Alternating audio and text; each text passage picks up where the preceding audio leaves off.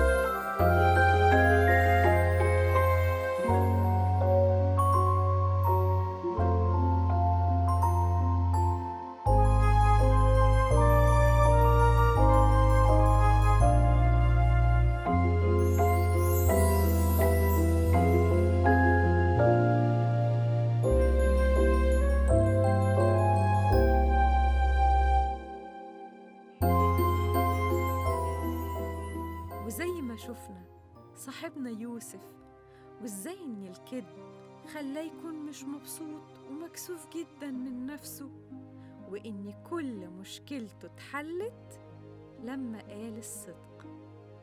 مفيش أوحش من الكذب، وده اللي بيعلمه لنا الكتاب المقدس في قصة حنانيا وسفيرة. يلا بينا نتعلمها ونسمعها من الكتاب المقدس. المؤمنين اللي آمنوا بالرب يسوع كانوا بيحبوا بعض جداً، وكان كل حاجة عندهم بيشاركوها مع إخواتهم، وعشان كده كان كل اللي عنده بيت أو حقل بيبيعه ويجيب تمنه للرسل، وهم يوزعوا لكل حد محتاج. كان في راجل اسمه حنانيا باع الحقل بتاعه، لكن بدل ما ياخد كل الفلوس ويديها للرسل، أخد منها جزء ليه وما قالش لحد غير مراته سفيرة، بس هي اللي كانت عارفة.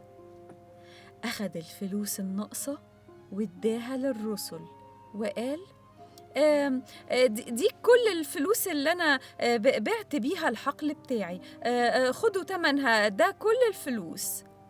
فبطرس قال له ليه يا حنانيا الشيطان يخليك تكذب وتسرق من الفلوس؟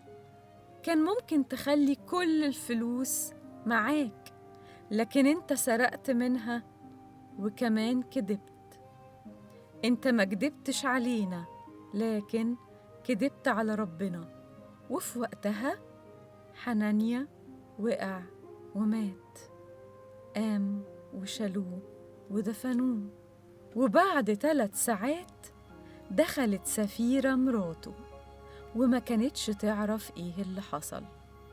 سألها بطرس قوليلي، هو ده فعلا كل الفلوس اللي بعتوا بيها الحقل؟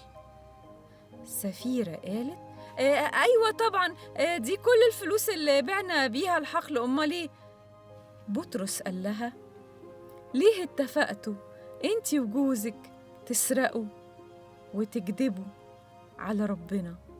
وفي لحظة كانت وقعت على الأرض وماتت، ودفنوها جنب حنانيا جوزها. القصة دي بتعلمنا قد إيه الكذب وحش وربنا مش بيحبه، وإزاي حنانيا وسفيرة لما كذبوا كان عقابهم شديد. الكذاب بيفتكر إن الناس هتصدقه وإنهم مش هيعرفوا، لكن ربنا بيكون عارف. عشان كده انت لازم دايما تقول الحق وما تكذبش أبدا. تعالوا نحفظ آية النهاردة: لا تكذبوا على بعضكم بعضا. رسالة كولوسي أصحاح 3 وعدد 9. لا تكذبوا على بعضكم بعضا. كولوسي 3:9. لو عجبتكم الحلقة ما تنسوش تدوسوا على زرار اللايك، وكمان ما تنسوش تدوسوا على زرار الاشتراك عشان توصلكم الحلقات الجديدة أول بأول.